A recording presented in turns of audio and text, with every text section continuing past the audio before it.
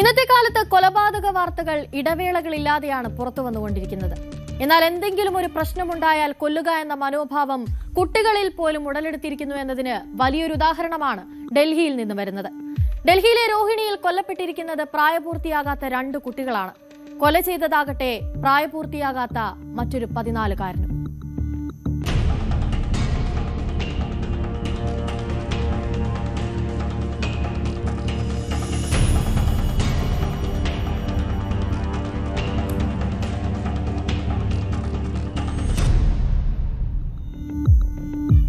വടക്കു പടിഞ്ഞാറൻ ഡൽഹിയിലാണ് 3 കുട്ടികൾ തമ്മിൽ നടന്ന കയ്യാങ്കളിക്കൊടുവിൽ 2 പേർ കൊല്ലപ്പെടുന്ന സാഹചര്യമുണ്ടായത്. കുത്തേറ്റ് മരിച്ച ആൺകുട്ടികൾ 16നും 17നും ഇടയിൽ പ്രായമുള്ളവരാണ്. കുത്തി കൊലപ്പെടുത്തിയ കുട്ടിയാകട്ടെ 14 വയസ്സ് മാത്രം പ്രായമുള്ള ഒരാളും. എന്നാൽ ഈ കൊലപാതകം നടന്നതിന് പിന്നിൽ ഞെട്ടിക്കുന്ന മറ്റൊരു കഥ കൂടിയുണ്ട്.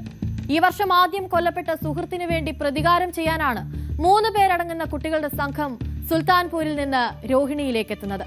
തങ്ങളുടെ സുഹൃത്തിനെ കൊന്ന കൊലപാതകി രോഹിണിയിലെ ഏതോ സുഹൃത്തിനൊപ്പം ഉണ്ടെന്ന വിവരം ലഭിച്ചായിരുന്നു മൂവർ സംഘത്തിന്റെ വരവ്. എന്നാൽ അന്വേഷിച്ചെത്തിയ കണ്ടെത്താനാകാതെ വന്നതോടെ മൂവർ സംഘം പ്രദേശത്താകെ തെരച്ചിൽ നടത്താൻ ആരംഭിച്ചു. വീടുകളിലെല്ലാം അതിക്രമിച്ചു കയറിയും ഭീഷണിപ്പെടുത്തിയുമായിരുന്നു അവർ തെരച്ചിൽ നടത്തിയത്. തെരച്ചിലിനിടെ പ്രദേശത്തെ ഒരു കുടുംബം മൂവർ സംഘവും തമ്മിൽ തർക്കത്തിലാവുകയും ചെയ്തു. ആ തർക്കം അക്രമാസക്തമായതോടെ ആ വീട്ടിലെ സ്ത്രീയെയും മകനെയും ആക്രമിച്ച ശേഷം ഇവർ 3 പേരും ഓടി രക്ഷപ്പെടാൻ ശ്രമിക്കുകയായിരുന്നു. എന്നാൽ രക്ഷപ്പെടാൻ ശ്രമിക്കുന്നതിനിടെ 3 പേരിൽ ഒരാളുടെ കയ്യിൽ നിന്നും ആക്രമിക്കാനായി കൊണ്ടുവന്ന കത്തി താഴെപ്പോയി. ഇവരെ പിന്തുടർന്നെത്തിയ നാട്ടുകാരിൽപ്പെട്ട 14 വയസ്സുകാരൻ ആ കത്തിയെടുത്ത് 2 ആൺകുട്ടികളെയും കുത്തി വീഴ്ത്തുകയായിരുന്നു. കഴുത്തിലും വയറ്റിലും ആഴത്തിൽ മുറിവേറ്റ് ഇരുവരെയും റോഡിൽ കുഴഞ്ഞു വീണു. നാട്ടുകാർ വിവരമറിയിച്ചതിനെ തുടർന്ന് പോലീസ് സ്റ്റേഷനിൽ നിന്നുള്ള സംഘം സ്ഥലത്തെത്തി പരിക്കേറ്റവരെ അടുത്തുള്ള ആശുപത്രിയിലെത്തി. അവിടെ വെച്ച് 2 പേരും മരിച്ചു എന്നുള്ള വാർത്തയാണ് പിന്നീട് പുറത്തു വരുന്നത്.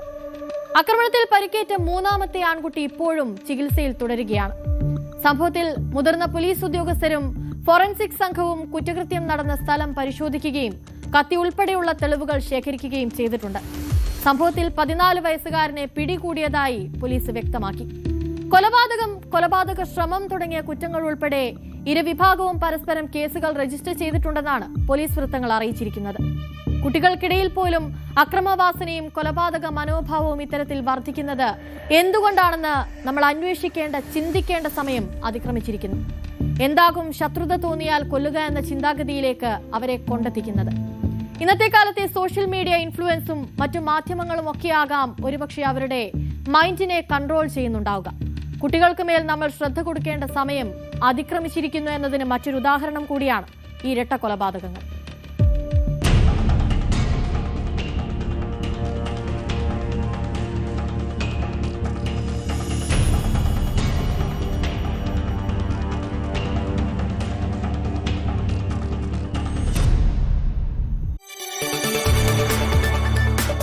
കൂടുതൽ വാർത്തകൾക്ക് news 18 Keralam YouTube channel subscribe ചെയ്യുക.